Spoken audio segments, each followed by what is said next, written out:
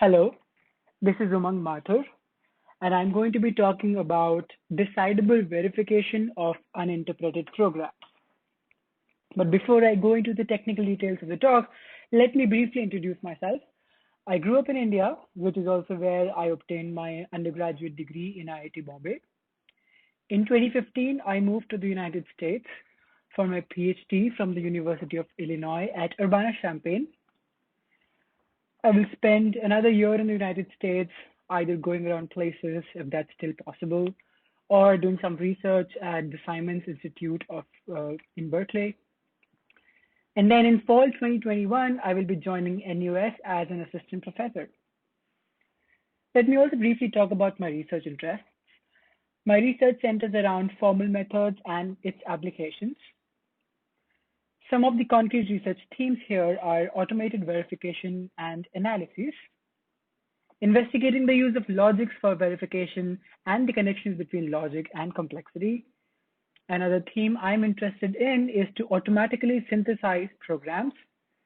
My research also delves into designing techniques to help software developers be effective. I'm also interested in the analysis and construction of systems that exhibit stochastic or timed behavior. Here I will be talking about one of these themes, namely program verification. So what is program verification? Well, at the most fundamental level, program verification asks if we can design an algorithm that takes any general program P and any specification phi as input and says yes if and only if P satisfies phi. This question is undecidable in general because it is at least as hard as the halting problem for Turing machines. In other words, there is no such algorithm. However, there are classes of programs for which verification is decidable, and most of these programs are those that either manipulate variables over finite domains, like Boolean programs, or things like petri nets, which can increment or decrement counters, but these are not quite fit to model programs the way we think of them today. So in general, program verification requires considerable amount of manual effort when the programs work over infinite data domains. And this is what my collaborators and I tackled in this work. So I will be talking about uninterpreted programs. These are programs where the constants and function symbols used are completely uninterpreted. What this means is that such programs can work over arbitrary data models, and the data model is what determines the interpretations of these symbols. So we say that such a program satisfies a specification phi if phi holds in all data models.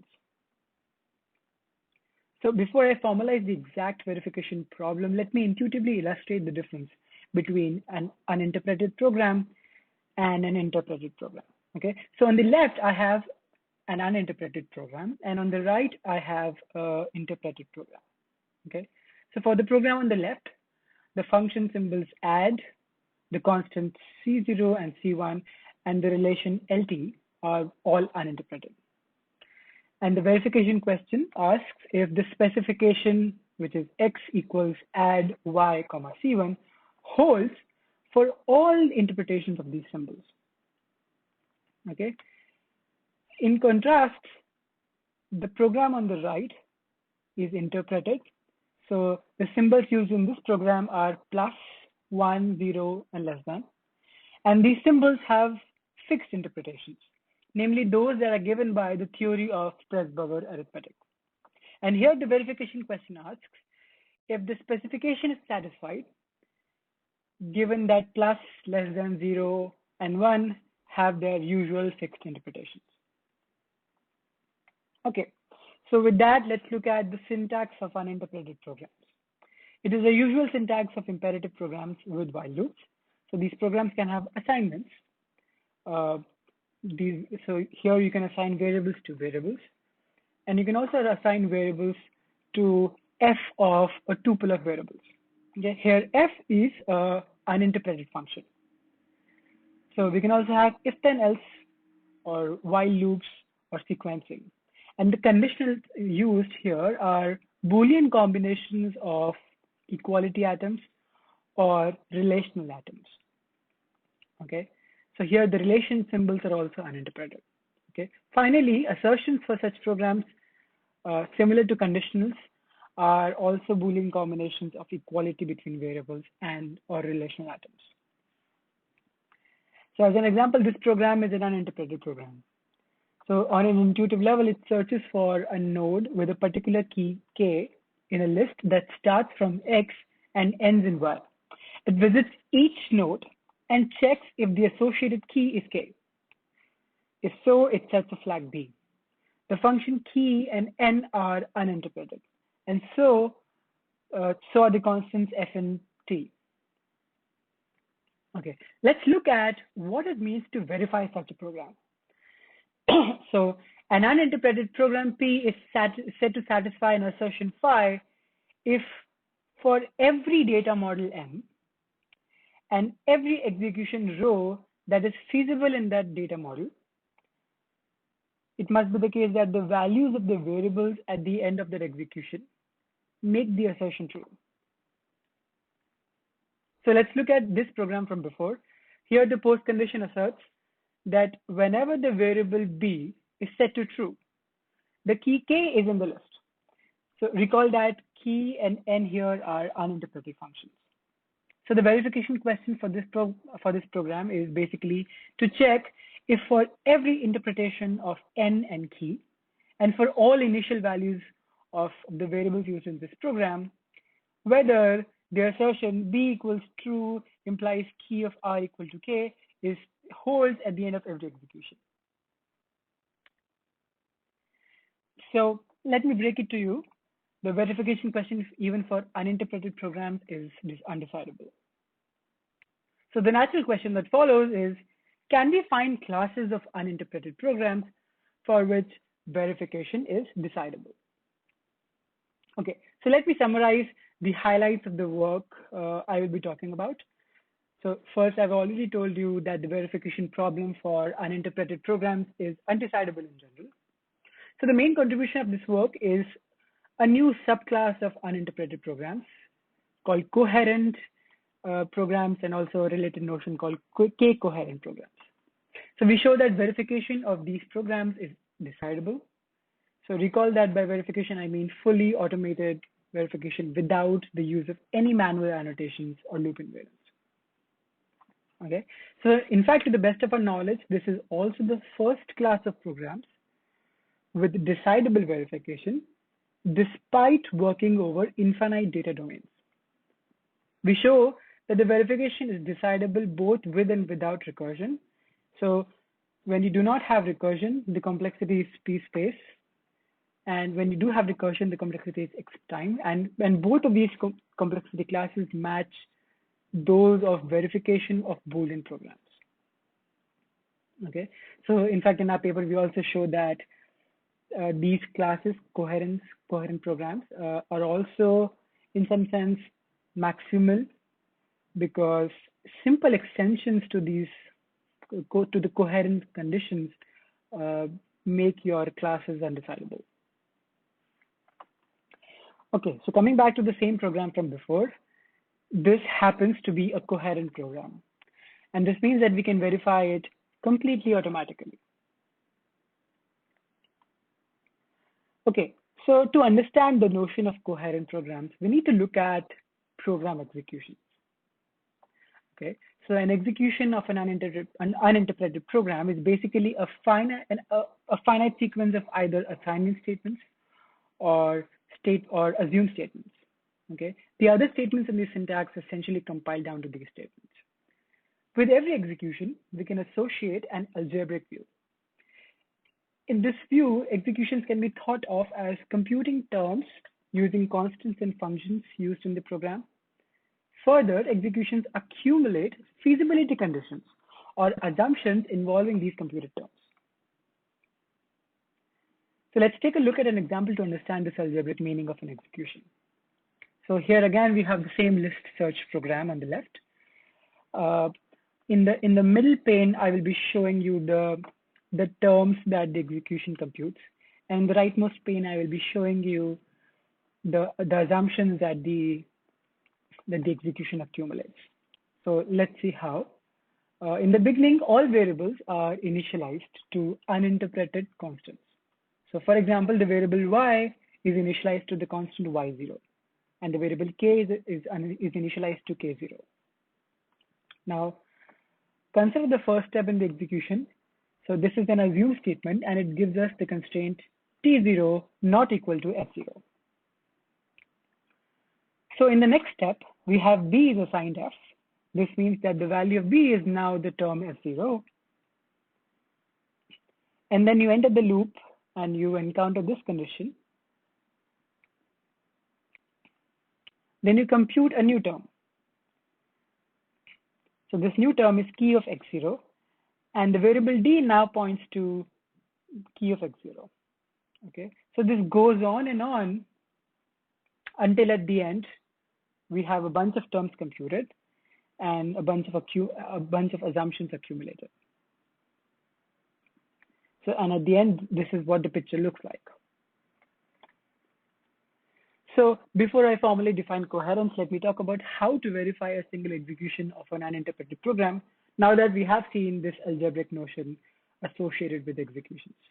So the verification question here is to check if, given an execution row and an assertion phi, determine if for every data model M, such that row is feasible in M, the assertion phi holds in M at the end of row.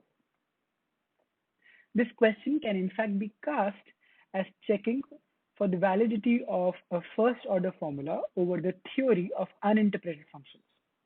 This formula basically states that the conjunction of the assumptions accumulated over the course of the execution imply the assertion. And the validity of any such formula can be solved in polynomial time and space using a fairly standard congruence closure algorithm, and I will not discuss it here. But the key takeaway is that even though single executions can be checked in polynomial time, the verification of the entire program requires you to check infinitely many executions. And this is not decidable. The coherence condition, which I will define shortly, is essentially designed so that the congruence closure algorithm can be performed in a streaming fashion. So now we're ready to define coherence. An execution is coherent if, number one, it is memoizing, and number two, it has early assumes. The memoizing property says that you do not recompute terms. Or rather, if you do recompute terms, then the recomputed term must already be present in some variable. The second property, which is early assume, says that assumptions of equality are early. Or rather, whenever you make an assumption of equality between two terms, then all the superterms of these two terms that are equated must already be present in some variable. So I will define these more formally in the next slide. So memoizing says an execution is memoizing if whenever it recomputes a term, then it is already present in one of the program variables. Formally, consider a prefix of the execution, which looks like this. Sigma followed by an assignment x is assigned f of y1 through yk. Let's say that the actual term corresponding to the right-hand side is t. Then the memoizing requirement says that if t was previously computed or some other t prime, which is equivalent to t was previously computed in sigma, then at this assignment, which is also a recomputation of t, one of the program variables should already contain this term or some term which is equivalent to t.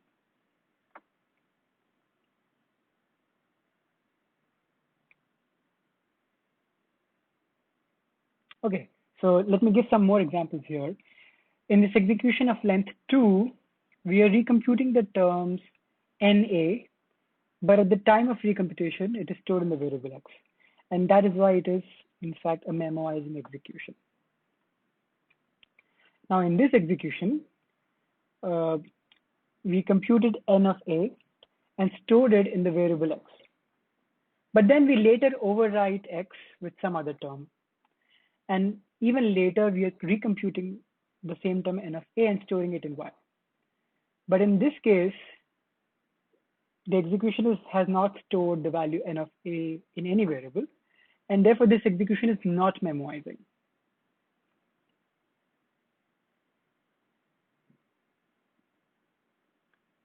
Okay. So here in this execution, the initial assumption states that a and b are equivalent, and this also means that n of a and n of b are equivalent.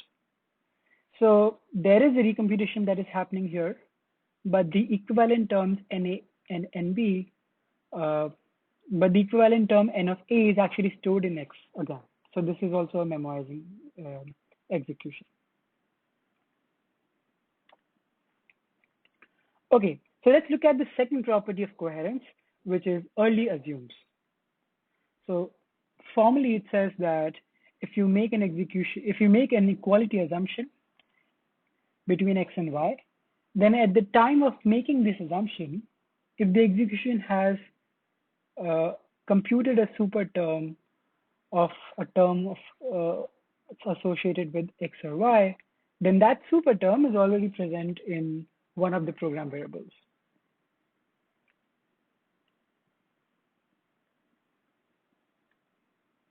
Okay, so the main decidability result I want to talk about is that of verification of coherent programs. This problem is p-space complete when programs do not have recursive function calls, and when programs make recursive function calls, then the problem is in fact extent complete. And I'd like to remind that this is in fact the first class of programs that work over infinite domains and yet admit decidable verification. So let me briefly touch upon the key ideas involved in the decision procedure. So the decision procedure is called streaming congruence closure. It's rather technically involved, but in the interest of time, I will only give you a high-level overview. Okay, so the streaming congruence closure algorithm analyzes a given execution using only constant amount of memory. This algorithm maintains the congruence closure of the set of terms corresponding only to the current values of the program variables. In particular, this algorithm does not maintain any information about the terms that are no longer stored in any program variable. The congruence closure is done with respect to equalities that the execution accumulate. The assumptions of coherence make such an algorithm possible. The algorithm is an automata theoretic algorithm and builds a DFA that accepts the executions that do not satisfy a given assertion phi. The states of this automaton are triplets. The first component maintains equality relationships between variables. The second component maintains the disequality relationships between the variables. And the last component maintains functional relationships between variables. And finally, verification reduces to a language theoretic computation, which happens to be decidable for coherent programs. So in this work, we also show that it is also decidable to check if a given program falls into this new class of coherent programs. And a similar automata theoretic argument can be used to establish this. Okay, so now let's look at the program on the left. This is not a coherent program because it breaks the memoizing requirement. The term n of x0 has been recomputed, but it was not stored in any variable at the time the recomputation actually happened. So here, if you look closely, if we had additional variables, we would have stored the intermediate term in that variable, and then the memoizing restriction would have been satisfied.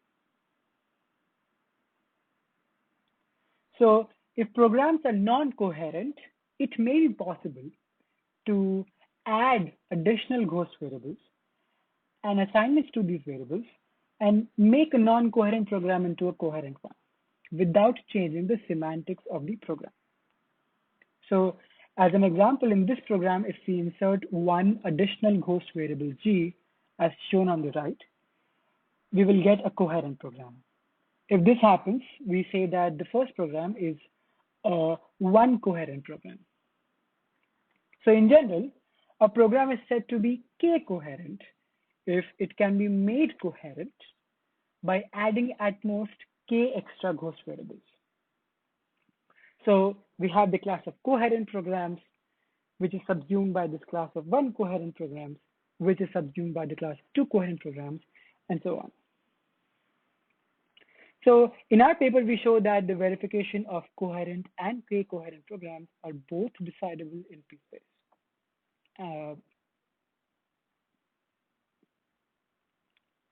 Okay, so as you have seen, we can coherence is a nice condition that lets you decide verification of programs with loops and recursion while working over infinite domains. So my collaborators and I have explored this theme even deeper and have some more interesting developments. I'd like to share some brief highlights here. So recall that uninterpreted programs are meant to work over all data models, but often programs are not meant to work over arbitrary data models, but only over those where functions and relations satisfy some properties like associativity or transitivity. So in a recent paper, we investigated which properties lead to decidability and which ones do not. And this appeared in Turcos 2020. In another recent paper, we showed how to analyze programs for memory safety using the same principles of coherence. And in another paper recently, we showed that the problem of synthesizing coherent programs is also, in fact, decidable. So let me also briefly mention some of the other research themes that I have been working on during my PhD. First, as part of my PhD thesis, I have developed efficient techniques for detecting concurrency bugs like data races, atomicity violations, and deadlocks. Second, I've been studying some connections between program synthesis, decidability, and logic. And finally, I'm also interested in developing techniques for analyzing and constructing systems that have stochastic and continuous components. With this, I'd like to conclude with some final words. I am actively looking for student collaborators. I have already mentioned some of the topics I am interested in, but again, I'm really open to exploring other interesting questions and domains. So why should you be interested in working with me? Well, for one, my research interests offer a good mix of theory as well as opportunity for practical impact. As I said, I'm also happy to explore new avenues based on your interests. Finally, I generally like to collaborate with people around me. I'll be collaborating with many other professors and research groups in NUS. Outside of NUS, I have collaborators in UIUC, MIT, IIT Bombay, Aarhus University in Denmark, and Cornell University, and industry collaborations in Facebook, Microsoft, and Galwa. So while I officially start in fall 2021, I would be extremely happy to even start right away. Thank you.